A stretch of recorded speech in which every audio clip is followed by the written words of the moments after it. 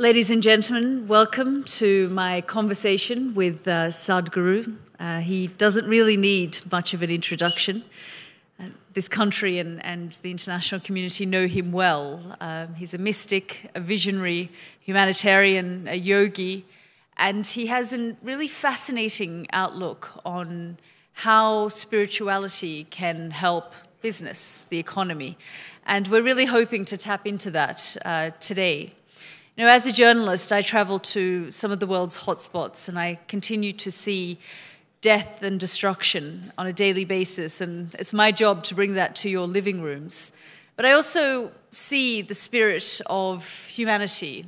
The human spirit is an incredible thing, and you can also see in these communities that one person can make a huge amount of change. So in my conversation with Sadhguru, we're going to talk about these things, how you as individuals can make change and what our responsibility is individually, collectively, and as a society. Really great to talk to you, Sadhguru. Let's talk about firstly this concept of inclusive economies that you coined some 12 years ago. You took the idea to Davos. If you can briefly first tell me what you mean by it. Say, namaskaram to everyone. When you run a business, whether you make safety pins or computers or cars, somewhere the fundamental intention is you want to sell your safety pin to just all the 7.3 billion people.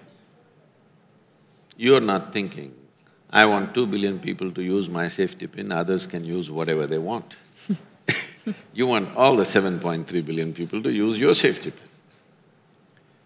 So this, you can approach it either as a conquest or as an inclusion.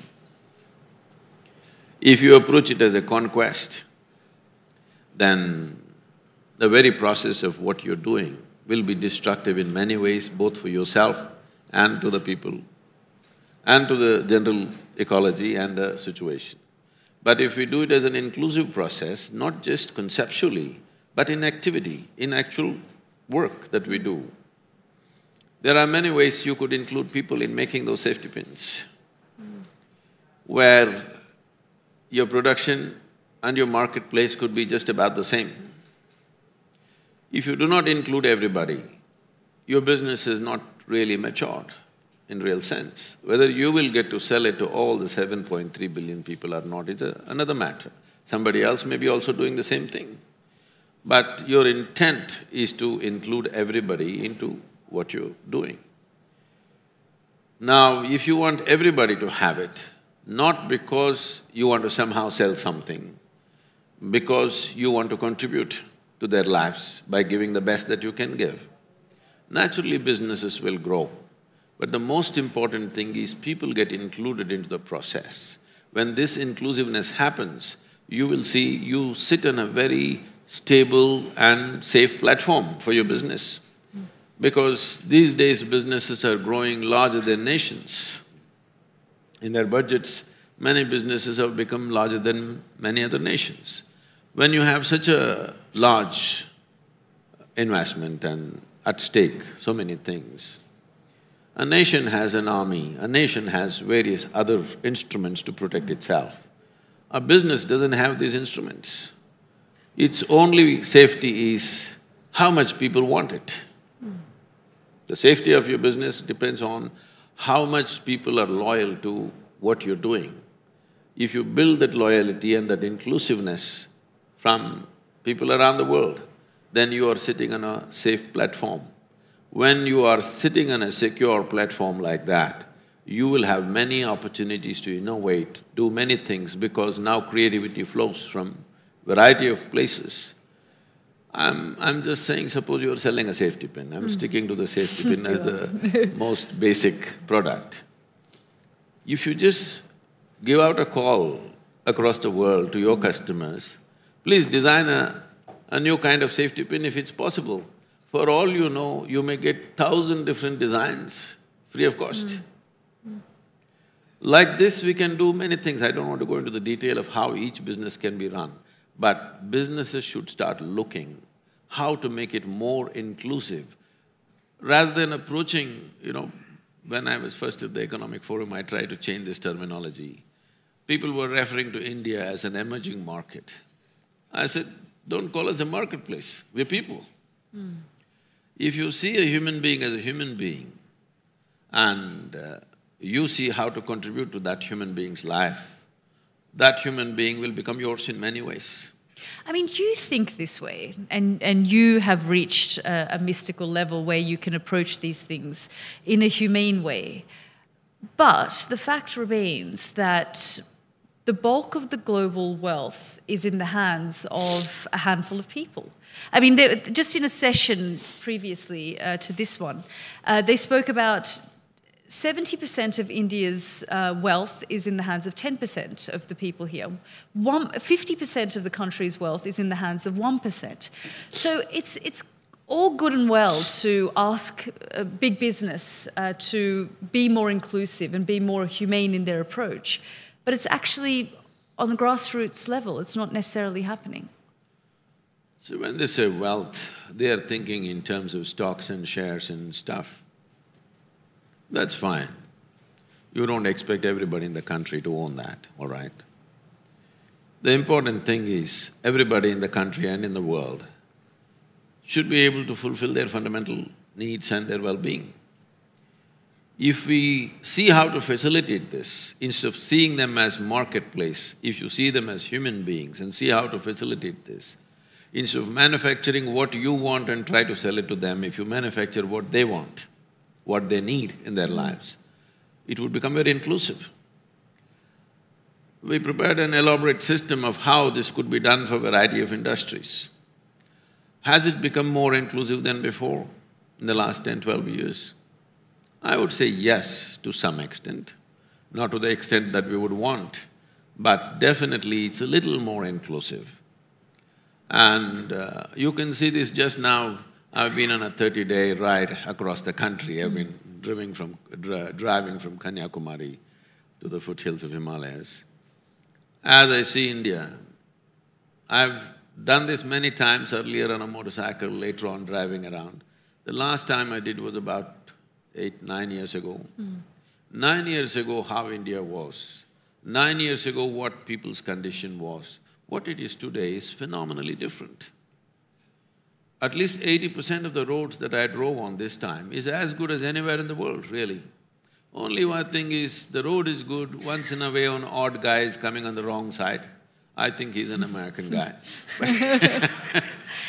I mean, you're right, and we often report, internationally about India's growing middle class and that people are becoming more affluent.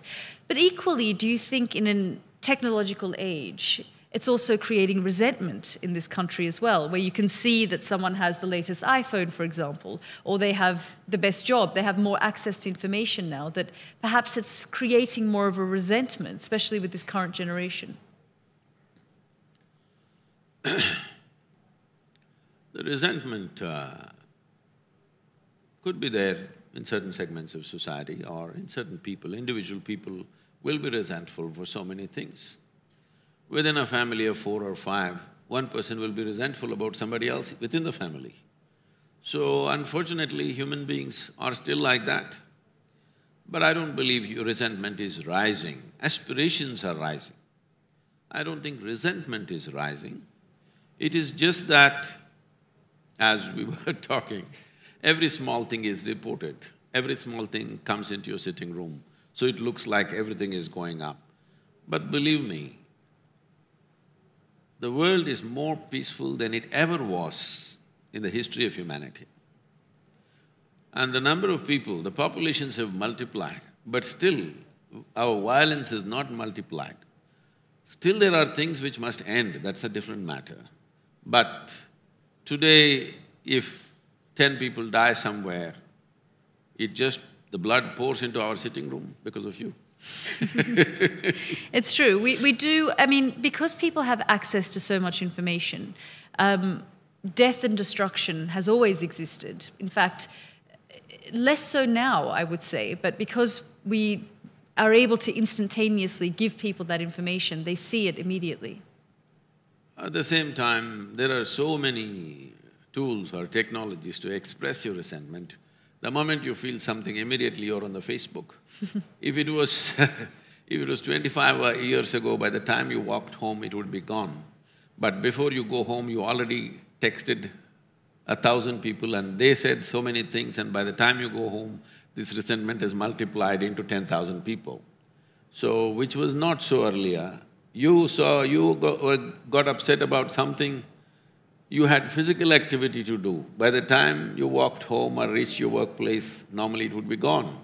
But today you try to express it. But at the same time, what I see is, I'm seeing one thing among the kids. Because they're so exposed to so many things which we were not exposed to when we were children, there's a kind of a wisdom about them also. They're able to take these things with a certain kind of a dispassion about a lot of things. We grew up at a time where always people around me and myself, we were always talking about a revolution, the times of Che, you know. But not today. Today people are talking about their aspirations.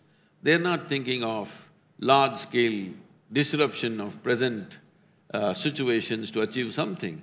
They're seeing how to exploit the present situation to fulfill their aspirations.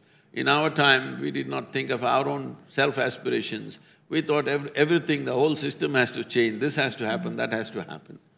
I see from that hot-headedness that we were as youth, today I think they're a little cool, and I think the terminology has changed. See, when we were young, if something was really good, we said, oh, it's hot. Now they're saying it's cool.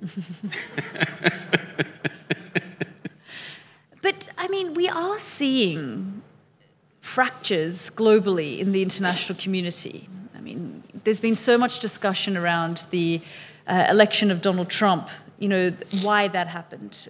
With Brexit in the UK, why that's happening. With the migrant crisis, with people being pushed out of their homes and communities, and conversations about far-right movements in Europe.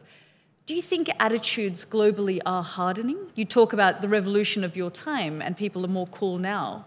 But from the experiences that I have reporting in these places, that I sense that attitudes are hardening and people are identifying more now. There's more sense of identity politics.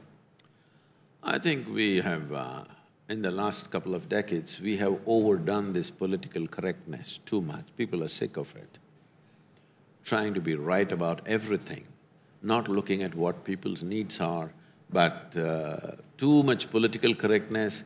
Every word that you say, you have to say it in a certain way. This has led to a certain level of frustration, particularly in the United States.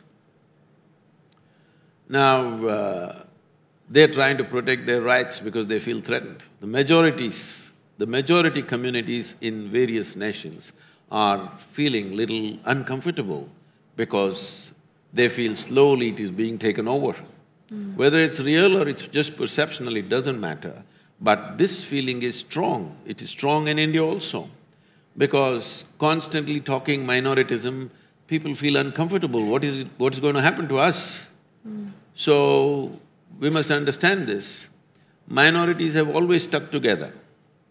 And because of this, politicians have played these games because minority votes are the only things which come en masse. Majority votes will never come en masse. So they always focused on them, gave them better things, to such a point, I must tell you this is shocking, but it happened in this country. Our former Prime Minister said, the first access to all resource must be to the minorities, particularly to the Muslim minorities. You should not say such things. Even if you intend, you should not say such things. Why did you find that shocking? How can the nation's resource belong to anybody? Even if you say it must belong to majority, it will be shocking for me. I'm not saying it is shocking because he pointed at a particular community. I'm saying it's shocking in a democratic country, which is a secular nation, that you think it should belong to one particular segment of people is wrong, whether it's majority or minority. So when you make these kind of statements, postures and positions get hardened by other people to protect their own interests. What is economic will take on a religious, hue altogether. It's essentially an economic issue, but it will take on a religious tinge. Once it takes on a religious tinge, everything becomes uncontrollable. Do you think that's a result of a lack of leadership? Do we have a global lack of leadership at the moment? There is lack of leadership in a certain way, but at the same time, we need those kind of leaders only when we are in crisis. Rest of the time, we just need a CEO to manage the nation. Only when you have to lift a nation out of some pit, then you need that kind of an inspiring leader. Rest of the time, you don't really need that kind of leader. A manager is good enough. Actually, there is a survey in India which shows that in many of the states, when they had the weakest chief minister, that state does very well economically, you know. Why is that? Because he doesn't know how to meddle with everything. So do you find, I mean, you've raised the kind of, the previous Prime Minister, did you say the previous Prime Minister said one of former leader talking about, incentives going to certain communities. Is that an issue that India continues to face in its attempt to be politically correct? See, somewhere we have to come to this. In a democratic country, numbers are important because elections are just a number game. Because numbers are important, people are trying to get those numbers whichever way possible. So, our election commission has put so many restrictions. If you say one religious word, immediately there is a censure, you can even go to prison by inciting something. So they don't do it in public meetings, they do it in those closed meetings, whatever. So one important thing is, if a democracy has to succeed, individuals should vote as individuals, not as family, not as community, not as caste, creed or religion. Only when you and me vote individually, what we want to do, whether we are right or wrong, it doesn't matter, we vote individually, only then democracy will succeed. Otherwise, you're practicing feudalism with a democratic garb. So once it becomes feudalistic, naturally everybody's position hardens. What is the role of spirituality when it comes to business? It's very important in the sense, first of all, let's understand what is spiritual process. Spiritual process does not mean looking up or looking down. It is not about believing something, it is not about going to a temple, church or mosque or whatever. Spirituality means this: when your experience of life transcends the limitations of your physical nature, then we say you're spiritual. When we say physical nature, what is physical about you was all gathered from outside, isn't it? The food that we've eaten, which is sitting here as a body. Either we get it now, or when we are buried one day, we get it that we are actually part of the soil. So what is soil is now sitting here and acting up like this just because it can prance around, it starts believing things. But beyond what we have gathered, there is something else which you can call as life, you can call it whatever you want. But you exist beyond your body parts. So what body parts we gathered is just earth, which we have to put back one day. Something beyond that is within us. If we come to experience that dimension, then we say, you're spiritual. Or if you're seeking to experience that dimension, then we say you're on a spiritual path. Now, if you touch that dimension, naturally the sense of boundary will go away within you because boundaries are of the physical nature. Boundaries is a must for physical nature. This is me, that is you physically. These boundaries are very essential and this is needed.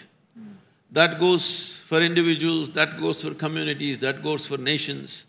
We call this a nation because it has a border, isn't it? So physical spaces are always defined by boundaries.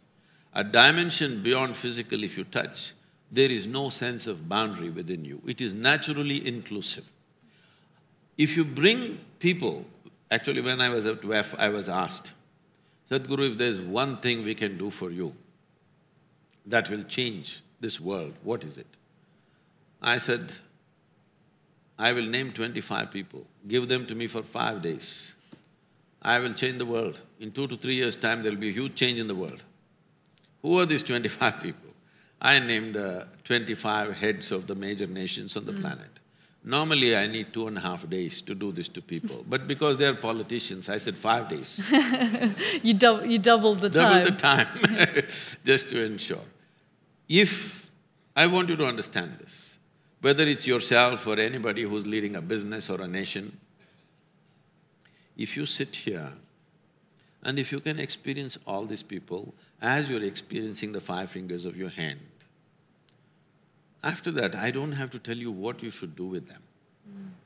Once you have experienced something as a part of yourself, then everything that you do will be an expression of that. So if you run businesses like this, if you run nations like this, it'll work. How is this possible? Very simple. We could do an experiment. If you do like this and hold it, you will see something starts happening between your 2 hands, you know. I'm sorry. So what do you think ultimately then is missing from these 25 people who run the world?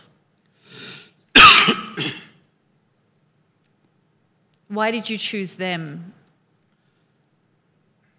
Limited identification is the only problem. I'm sorry. No, that's right. Sadhguru has a slight cough and cold, so he's asked me to bear with him.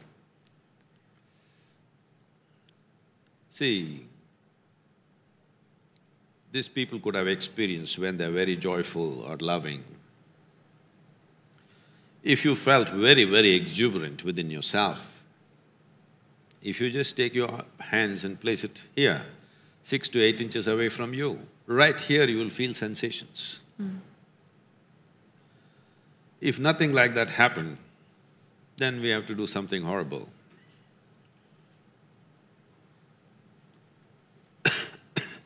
I'm sorry. You have heard this, somebody lost their leg or hand, though the physical leg was lost, the sensory leg was still there, they could still feel the sensations, it's called a phantom leg or a phantom hand.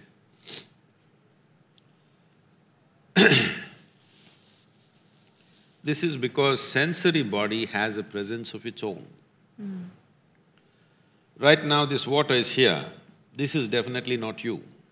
But if you drink it, it becomes you, isn't it? What is it that you did? All you did was include this water into the boundaries of your sensation. I'm sorry. I'm not… Do you want to…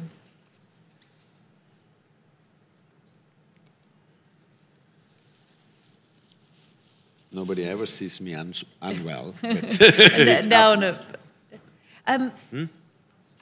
Oh, that would be great. Yeah. See, now this water is not you, but if you drink it, it becomes you. All you have done is, what was outside the boundaries of your sensation, you included into the boundaries of your sensation. What you call as my body was all over the place. Today, because it's within the boundaries of your sensation, you experience it as myself, isn't it? Now I can teach you a method with which your sensory body can expand. Let's say your sensory body became as large as this hall. If you sit here, you'll experience everything here as a part of yourself because everything is within the boundaries of your sensation. This is what yoga means. Yoga means union. Yoga does not mean twisting and turning your body or standing on your head. Yoga means union. In your experience, everything became one, simply because your sensory body has been expanded. If your sensory body became as large as this world, you would experience everything as yourself. Sitting here for one moment, if you experience me as yourself, after that, do I have to teach you morality, thou shalt not do this, thou shalt not do that? Would it be necessary for you? So you're saying the problem is religion then? No. The problem is limited identification. You are identified only with this. So this is naturally either an enemy or something to get something out of. It is a marketplace, other people have become our marketplace. If we saw them as human beings, if you experience them as human beings, we would see how to contribute to their lives. If you see them as marketplace, you will see how to exploit them. So if you exploit them, there will be resentment. There will be, we can't live without you, but if we get a chance, we would like to do something to you. This is how the world is going on. So if the top leadership in the world, within themselves, if they experience a certain sense of union with everything around them, the very way they function will change. Why I'm saying this is, see, this is for the first time. This is for the very first time in the history of humanity. Today, we have the necessary resource, capability, technology to address every human problem on the planet. You take what you want, nourishment, health, education, everything we can address. Only thing that's missing is, there is no inclusive consciousness.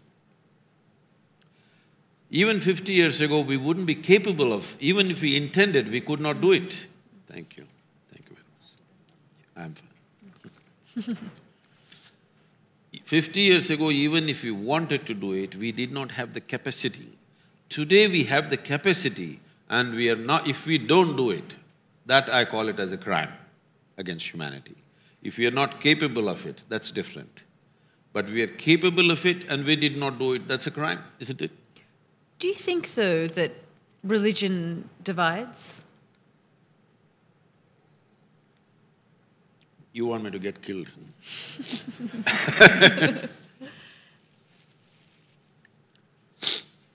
See, the moment you believe one thing, you must understand this. Why do you believe something? Do you believe you have two hands? Or do you know you have two hands? I know. You know you have two hands.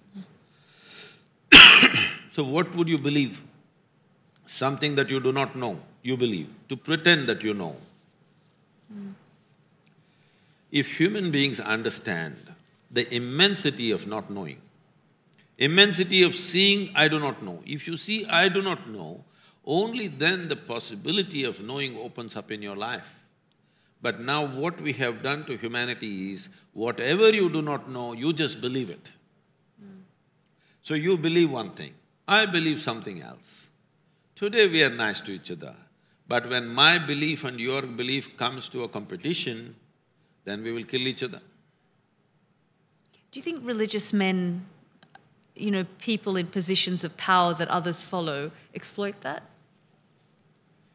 I wouldn't say they exploit that. They are also victims because they also believe.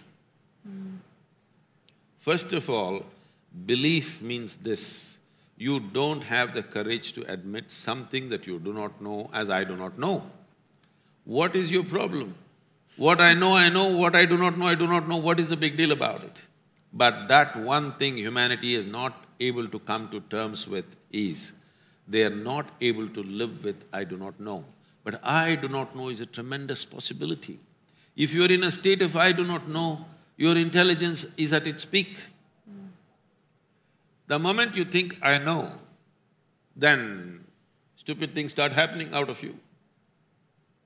So we have gotten human societies into this, that everybody has to believe something. It's very important we bring up our children in such a way that they become sincere enough. What I know, what I do not know, I do not know. What's the problem with this? But then, there'll be no religion. How would you feel about that? Huh? How would you feel about that? People think if there is no organized religion, everybody will go haywire. I don't think so. I have deep and profound trust in humanity. If you stir up humanity in the world, you will see it'll go fine. It is not necessary because of fear of God you're doing the right things. You should do the right things because you experience life as certain kind of unity. If you pay enough attention around you, you can understand very clearly you could not even exist here without the worms and the insects and the birds and the trees. You cannot exist here. This is how I launched this movement called Project Green Hands, now which translated itself into Rally for Rivers. I made people sit under trees and made them breathe in a certain way, set up a certain spiritual process. I said, see, what you exhale, the tree is inhaling. What the tree exhales, you are inhaling. One half of your breathing apparatus actually hanging out there. People sat like this, and now they got into a tree planting frenzy, you can't stop them. 32 million trees, they've planted living trees in Tamil Nadu, where it's changed the landscape. You can't stop them anymore because when they see a tree, tears come to them. Because there is a sense of union. So, our best insurance is our humanity, not from somewhere else and impose law upon ourselves. Instead of stirring up humanity, we are trying to make people believe all kinds of things. The moment you believe one thing and I believe another thing, conflict is just a question of time.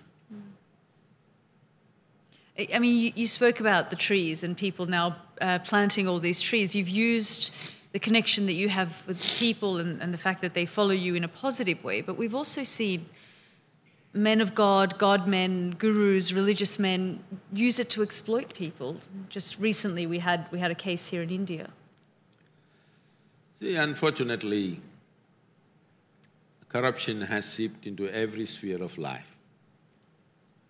There are corrupt politicians, there are corrupt policemen, there are corrupt journalists. I won't take it personally. There are. Many of them have been caught on something or the other.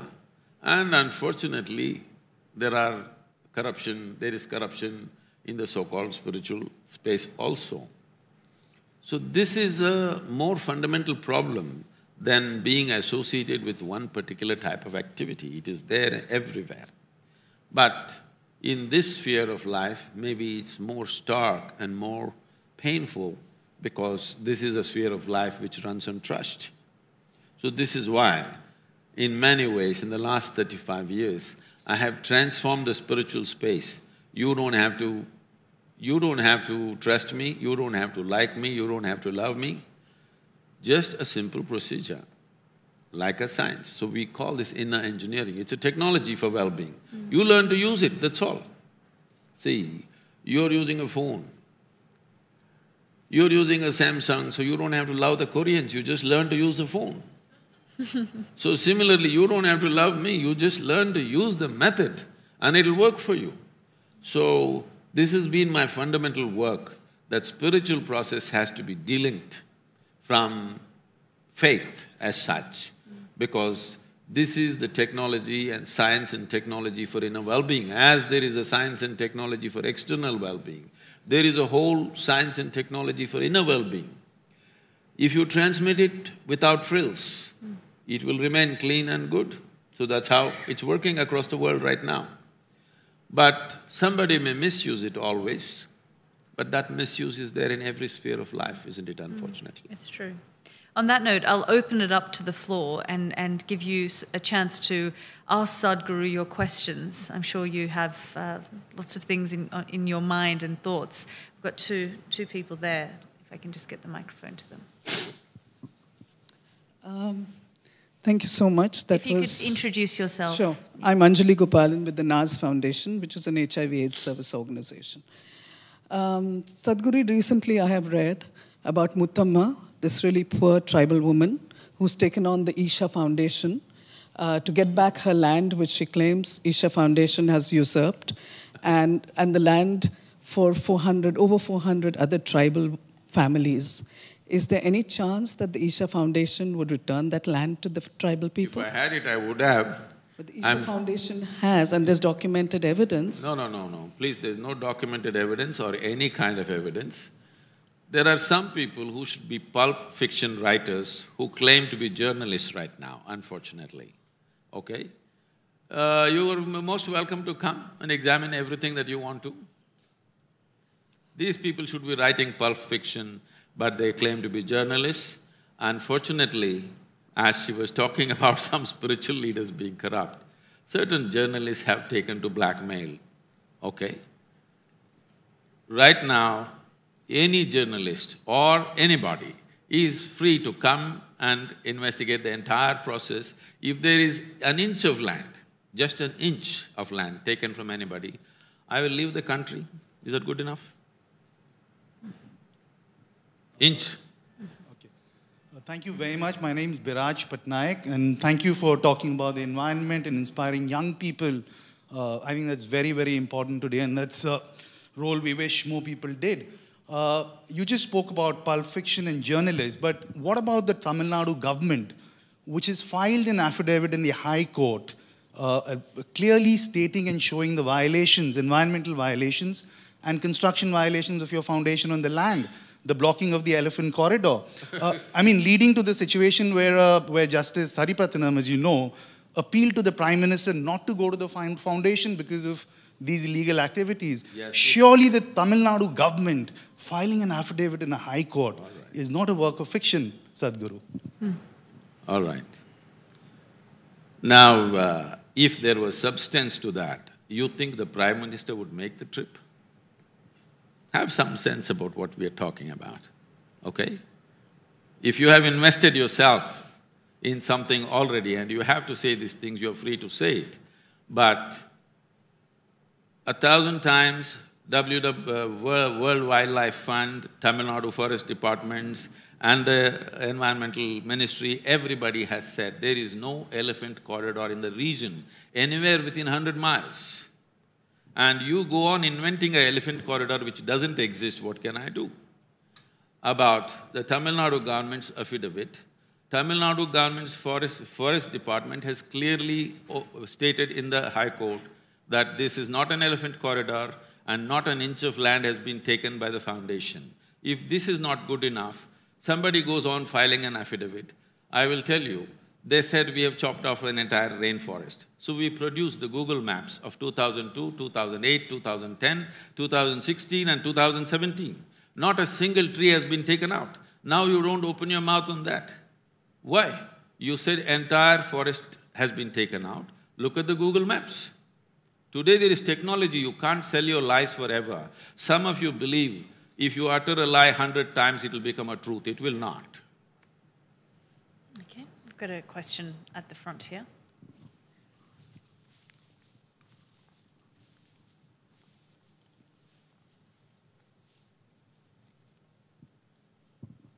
Sadhguruji, namaste. So I think the work we do with our firm is kind of infringing with your inner engineering because we are trying to potentially put 3D printed organs into people. So that's again inner engineering, giving someone a new life.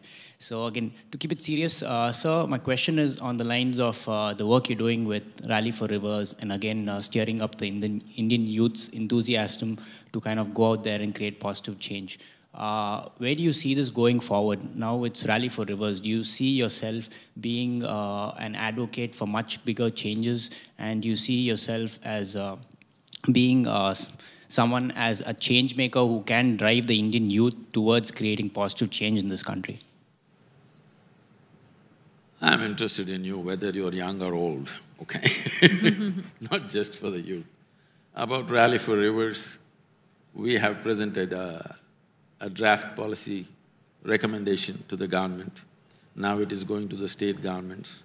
We have put it online for the media and others, and we are also sending it to all the top environmentalists in the world, in case they can contribute something. But the important part is, largely, all the states have agreed upon the policy. This was the biggest hurdle, because it's a concurrent subject between the center and the state. And they could never get the states to agree because there are various political parties. Now all the political parties, we brought them to concurrence that they have agreed to how the rivers should be treated as such, which is a major step because concurrence has come. This makes it easy for the central government to go about the policy. It will definitely become a policy in a short while. When it will become a law, may take some time because there are many social and other kinds of complexities in implementing this. But we want to set up large-scale modules which are economically successful to prove to the farmers this new way that we're talking about will work out to their advantage. Without setting up an economic success, We don't want to push it. Once it's an economic success, I think it'll go like a revolution by itself. Great. Yeah, two here.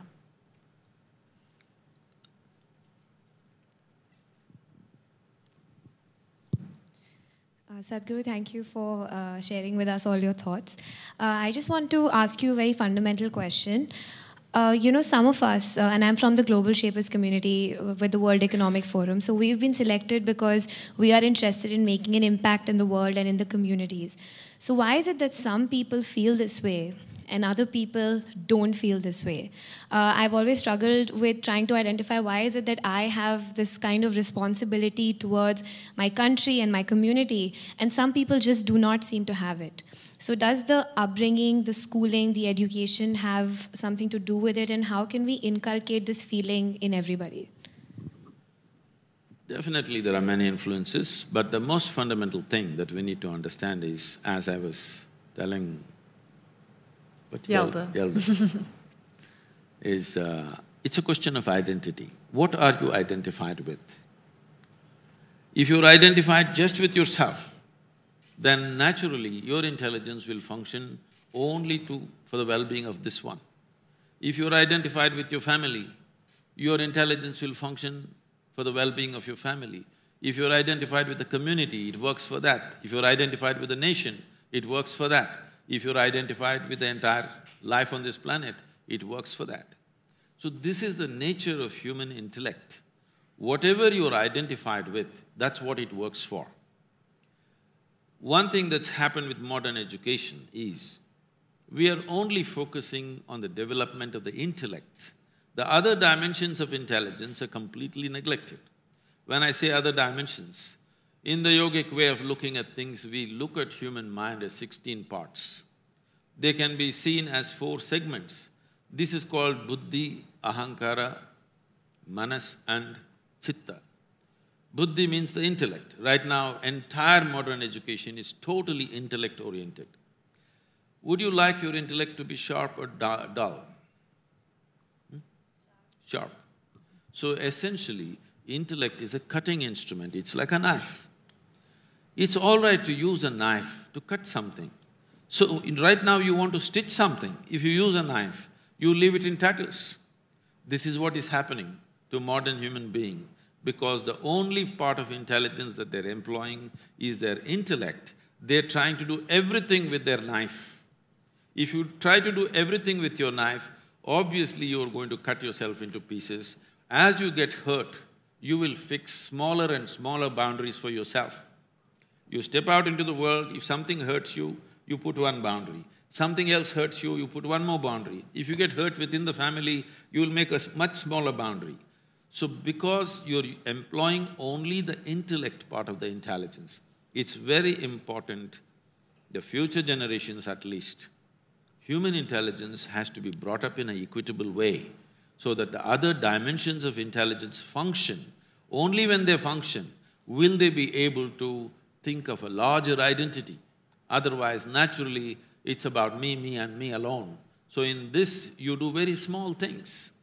You do very small things to yourself and ugly things to yourself, because one thing that a human being suffers most is being trapped. The trap need not necessarily be because somebody locked you up. The trap can be just in your own mind. And people immensely suffer that. This is the transition you're seeing. When you are 5 years of age, your face was like this, slowly it becomes like this. You think you have grown up. No. At 5, if you were so joyful, at 30 you should have become ecstatic, isn't it? But just the reverse is happening simply because intellect is the only dimension of intelligence you're using. You're trying to understand everything by cutting it open. If I want to know you, should I dissect you? But that's what you're doing in your mind, isn't it? Whatever you want to know, you dissect it with your intellect. You can know some aspects. I can know your liver, kidney, spleen by dissecting you, but I will not know you as a human being. So this is something we have to focus on in our education systems. Yeah. Hello. Sadhguru, always wanted to ask this question, and then today I've got this opportunity. It's a very basic question, but yeah, we've always been told that everything is pre-decided in our fate, and then it's all about luck. So I always keep arguing with my mom that I have to take risks, I have to become a big entrepreneur. She says, no, everything is pre-written. So what is in our control and what is not in our control? It is always confusing. So do we just let things go to happen, or keep struggling and then make things happen? It's very confusing, Sadhguru. Please guide us. If you're making something happen, why should you struggle? But some things that really do not work in our favor, we keep if I have to give, by taking a risk, I would like to give an example. Like, for example, if we see Mark Zuckerberg's life story or Bill Gates' life story, it all began with so much of controversies, and all that. But at the end, they have really landed successful, and now they're doing well. So when we really see stories like this, it confuses us. What part do we follow, and then do we be honest, or just keep doing or following things the way things come? There are many complexities in the question. Please sit down. I don't know where the honesty came into this and why it came to question. Anyway, see, if you take charge of your physical body, if you have some mastery over your physical body, about 15 to 20% of your life and destiny will be in your hands.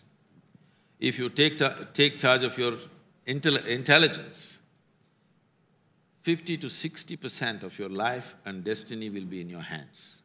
If you take charge of your very life energy within you, 100% of your life and destiny will be in your hands. The question is only, have you taken charge of this? The problem is you're trying to take charge of the world. No, you have to enhance this. If this is enhanced, the activity you perform is naturally enhanced. This is like, there's a Buddh circuit here. The F1 circuit is here in Delhi. You are on the Formula 1 track with your old Maruti 800. If you hit 300 kilometers per hour, all four wheels will fly in four different directions. If you want to be on a F1 track, you must have a reasonably good machine which can take it. So the important thing is you must enhance this one, but you're trying to enhance activity. If you enhance activity without enhancing this one, this will break up. This is what a lot of people are doing to themselves. But if you focus on enhancing this, you will take activity in your stride effortlessly. Then you will see creating something is not a struggle. I interviewed Satya Nadella, the Microsoft CEO, who's born in India, last week. And I said to him, the top 9 CEOs in the world are all Indian. Why are they all leaving the country? Why aren't we seeing a Microsoft or a Google being created here in this environment? Because in this country, we still have a socialist backlog. There are some people like this who raised their hands in the beginning, who doesn't like anything to succeed. If anything succeeds, they will go against it. Anything doing well, they don't like it. People are happy, they don't like it. So people go out and thrive. So should there be a Google or a Microsoft here in India?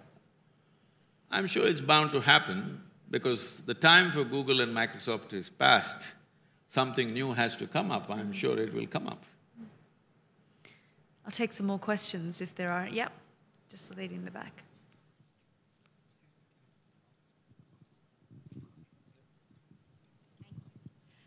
Namaste Sadhguru, my name is Ninna Claire and I'm in Business World.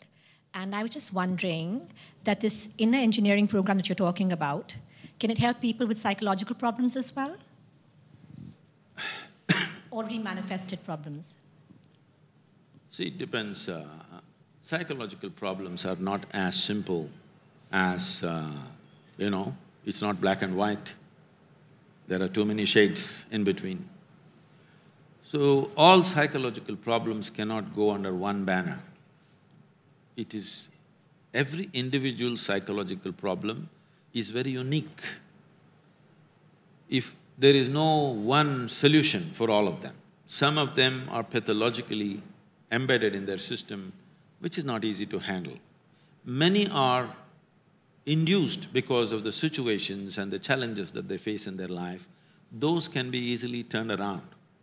People who have become psychologically imbalanced because of situational pressures upon them, we can definitely turn them around. But those who are pathologically so, it's not easy. We can give them some relief, but will it be all fixed? That would be an empty promise. Thank you. We spoke about ambition earlier, and you're talking now about anxieties and disorders and psychological issues. Do you think with the drive of ambition, more people are developing depression, anxiety, mental health issues? See, I personally don't like the word ambition because in a certain way, you're trying to impose your will upon the world. You want to be something and you want the world to cooperate to make you that something. If we transform ourselves from ambition to a larger vision, we can do the same thing very joyfully. Still, we will become who we become depending upon our capabilities, but we can do it joyfully with a great sense of fulfillment rather than crushing ourselves to become something. I keep telling people, most people are trying, they're killing themselves to live. To live, you don't have to kill yourself. If you have to do this life joyfully, it's very important that you have invested yourself in a vision to create something rather than ambition to become something. There's just a question right there. Hi Sadhguru, Namaste. I'm Simarpreet Singh, Global Shaper from Chandigarh. I was reading Isha Foundation's blog and there is this one article, the heading is Sadhguru's Enlightenment in his own words. So I want to know, according to you, what is enlightenment and how can other people be enlightened beings, as you have mentioned your experience of getting enlightened. Can you tell us about that? Thank you.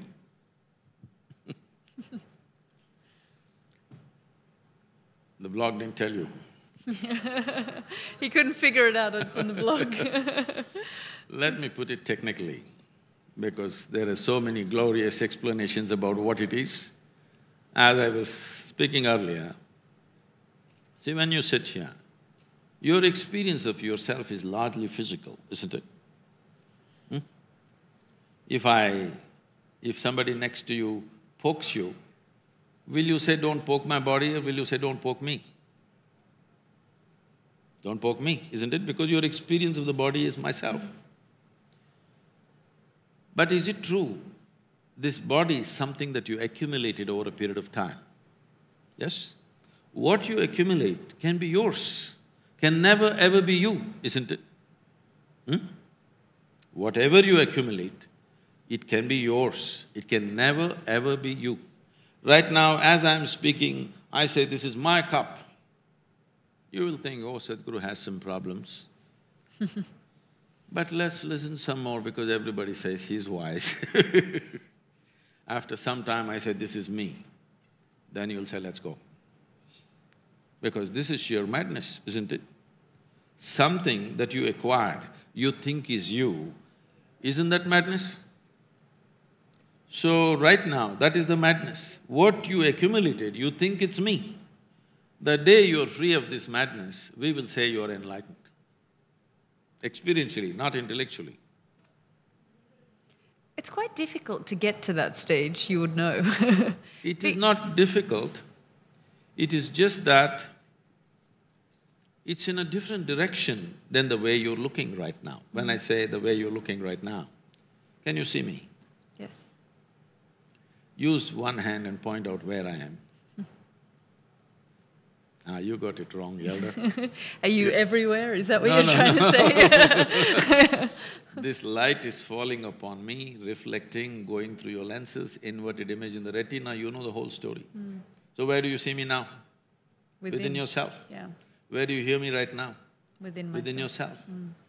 Where did you see the whole world? Within yourself. Have you ever experienced anything outside of yourself? Your pains and pleasures happen within you. Your joy and misery happen within you.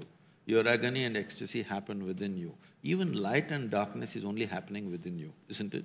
But what about the pain that others inflict on one another and the suffering. When was the last time somebody poked you with a dagger?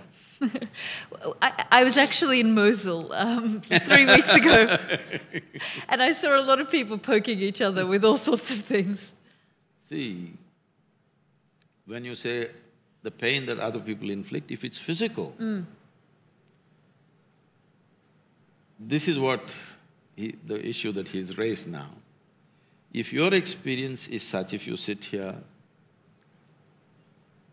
that you clearly, experientially know, you clearly know this cup is not me. Similarly, if you know, not because you're thinking about it, simply you know this body is just one more acquisition of mine. You will keep it well, you will use it well, but just because this is not me, I'm not going to break this. I'm going to keep this well because it's useful to me.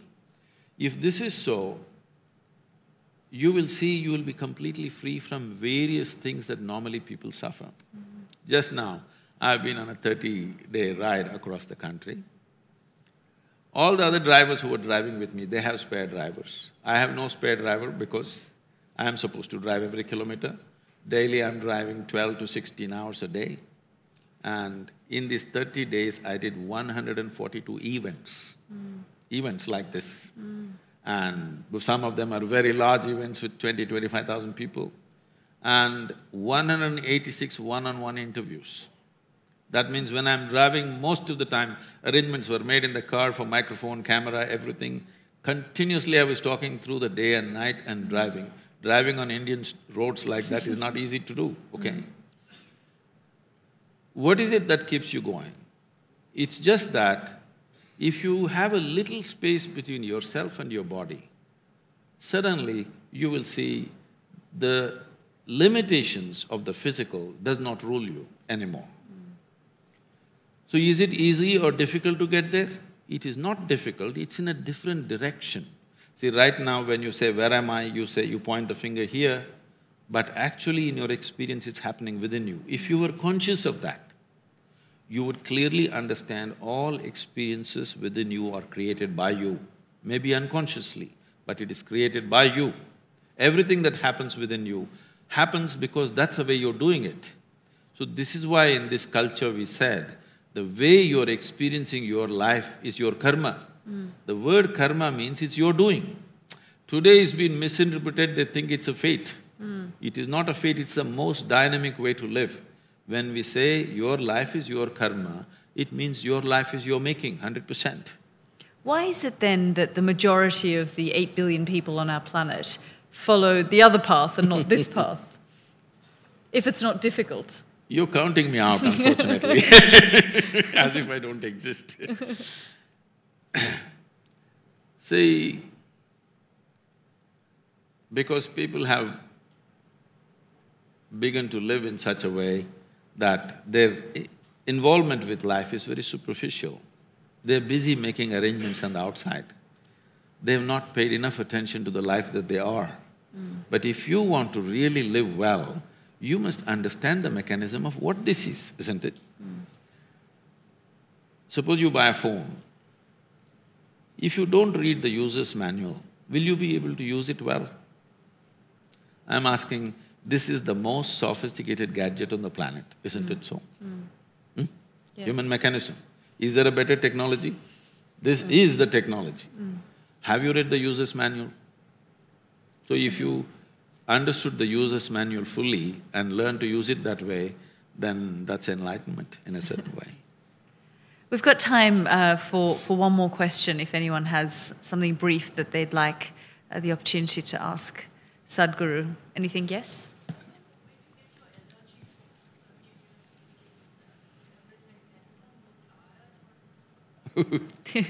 I think she's referring to the 188 interviews you did and the 144 events. You don't look tired. In this 35 years,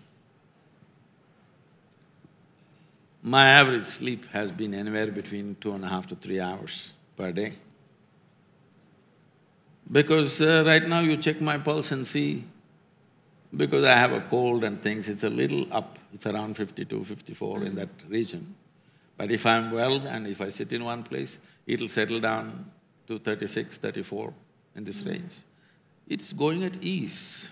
If everything is going at ease, then there is no stress of doing something. It's very important that human beings first learn to work upon themselves before they meddle with the world. If this one thing is done, then you will do the right things with the world around you. Because if you do not even know how to treat yourself well, how will you treat other people well? If you don't know how to bring well-being to yourself, how will you bring well-being to other people? It's not going to happen, it's just talk, empty talk. I was in a peace conference, international peace conference.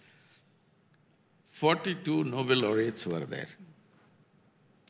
One after another, belting out long speeches, mostly read from paper, they don't even look up, they're just reading pages and pages. Then when my turn came, I asked, it's so much talk about world peace. How many of you can genuinely put your hand on your heart and say that you have a peaceful mind? Your mind is peaceful. They were very honest. They said, no, we are not peaceful, but we want the world to be peaceful. See, the world is very peaceful, minus the human beings. World is fantastic, minus the human beings. It's only what is happening in the human mind, a larger manifestation is happening on the street, which is looking ugly. Otherwise, tell me what's wrong with the world. If you and me are not here, the world is just fine, isn't it? So, we do not know how to bring balance to our own self, but we want to do that in the larger world. It'll never happen. We have to understand this. What you see as a world is just a larger version of who we are. If you don't fix this, we can't fix that. Do you predict that will ever happen? Because we're seeing a more divided… As we realize how small the world is, we're also creating more barriers and divisions. I'm not somebody who thrives on predictions of any kind. I don't like predictions, because predictions are made from the cold facts of today. Predictions don't take into consideration what's beating in the human heart. Human beings are aspiring to do something about themselves like never before. And today, I keep joking with people, I say, see, I'm the greatest guru ever in the history of humanity. They'll look at what happened to Sadhguru, he's becoming Mike Tyson or something. This is because when a Krishna came, when a Buddha came, when so many other great beings came, if they spoke, hardly 50 people could hear them. Today I can sit here and speak to the entire world. This was never before possible thanks to the technologies. So today this is possible. This is also possible that we could make the world meditative, very much possible. And for the first time, we are touching that many number of people as we would have never done before. So is it a possibility? Definitely. Will it happen right now? Not necessarily. But in our lives, if we do not do what we cannot do, it's not a problem. In our lives, if we do not do what we can do, we're a disaster. So, it's my wish and my blessing that none of us should become a disaster like that. What we can do must happen. What we cannot do. On that note, I'd really like to thank you, Sadhguru, for taking the time to speak to us, and despite your cold as well. Thank you so much. I'm better now. You're better now. Thanks for that.